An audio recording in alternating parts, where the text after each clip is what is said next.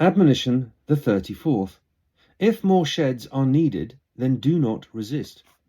The well-bred shed is an art form. Obviously, there's the one you live in. That's the essential shed. Insulated, heated, with services. Warm, livable, albeit often late. But we've already described what became known as the red shed. There's even been an illustration. There are, of course, other key sheds. First and foremost in our shed hierarchy is the site office shed, for safety and work and admin and meetings when it's raining, and cups of tea, and sandwiches, and informal on-the-threshold discussions. See, stalkers are not easily stalked.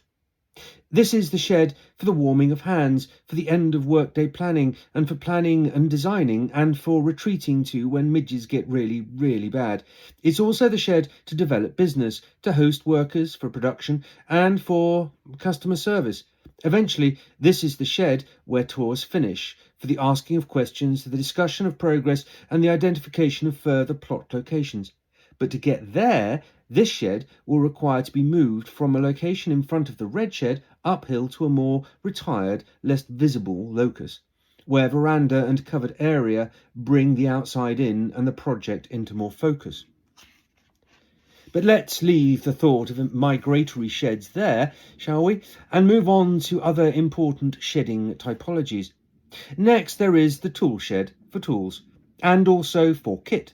A tool shed can never be big enough, especially when you get to plant. Or you could build a plant shed, as distinct from a potting shed, which we will come to.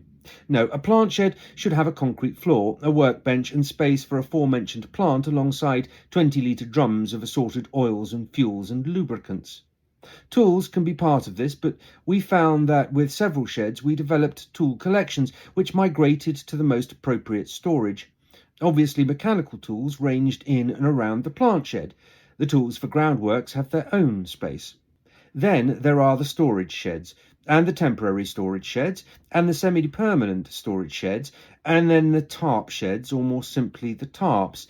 These sheds can flower like mushrooms almost overnight, and then in a matter of hours deliquesce when they are no longer required, or when we are hit by a particularly bad squall, and they get distributed over the pasture, the drive, or the roadies.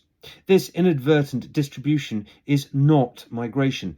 That is an entirely different modus operandi.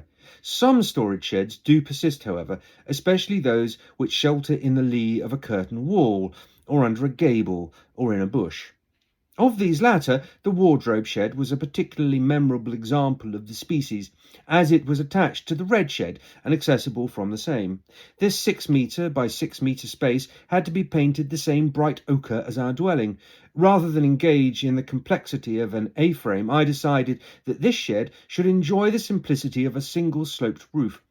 The shed's floor was a deck, like the red shed, but instead of using chipboard, I resorted to 12mm marine ply, which in turn meant that while the understory was properly specified, I still managed to produce an uneven floor where the progressively damp ply shifted and warped.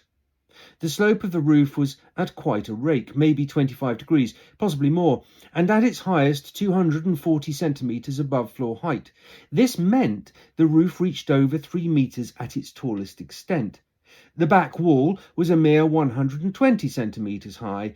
Now bear in mind the sloped roof, the colour of the walls, and you should have alongside the vision of a conventional-ish red shed a ruddy great slice of red cheddar hovering a foot above the ground on its side.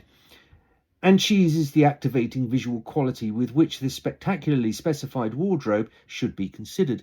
You see, despite the highly accurate joinery of yours truly, despite the legs the wedge was lifted by, despite mastic and sundry other ceiling compounds, strategies and solutions, the red wedge seemed to act like a mouse magnet.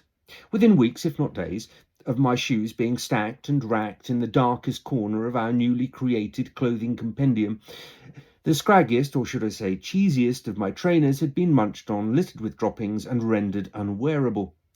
Fortunately, the wedge shed, or the shedder, as I privately christened it, was superseded when we moved our main bedroom to the other end of the red shed and created a walk-in wardrobe of the now spare room.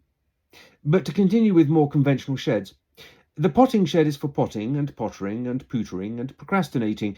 This was the least and most important shed we never built, and we didn't build it partly because neither of us are plants persons, and partly because the last potting shed stood at what would have been the north end of the red shed, and that shed, though we never saw it, had a certain past, redolent of special brew, beanies, blue overalls and roll-ups. See, every castle should have a ghost for more. Finally, there's the woodshed, open-walled, stacked with split and unsplit logs. These sheds are particularly persistent, rising as wind fells over mature trees or limbs or roofs, and they move from site to site until after a time, a decade and a half say, they finally root themselves around the boneyard as windbreak, seasoning cover and consolidated storage.